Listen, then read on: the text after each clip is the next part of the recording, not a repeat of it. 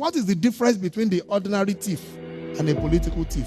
Number one, the ordinary thief steals your money, your bag, your watch, and your jewelry, isn't it? But the political thief steals your future, your career, your education, your health, and your business. Number two, the hilarious part is that the ordinary thief will choose whom to rob. But you are the one who choose the political thief to rob you. Because we choose them.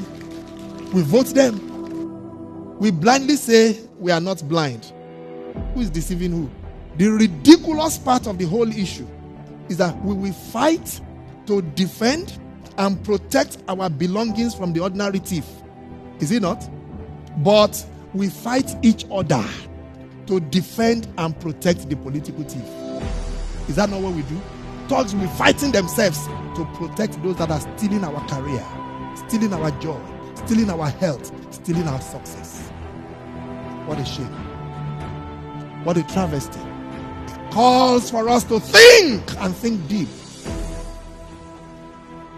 The stage we are in as a country is not a stage where you become an onlooker. You have become an onlooker for too long. You must get ready to put your hands to the plow and be part of the process. It's not just about PVC, carry PVC.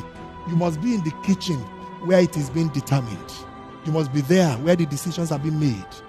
If we are there in our numbers, they cannot outnumber us. But you leave it aloof. Oh, it's too dirty. It's a dirty game. And then the dirty guy is getting to the game of play. And you are there not showing up. And when they begin to make the decisions, you will know whether it's a dirty game or not. The result is always dirty on yours. Dirty on your health. Dirty on your business. Dirty on your success and your career. I hope that is stirring up something in you.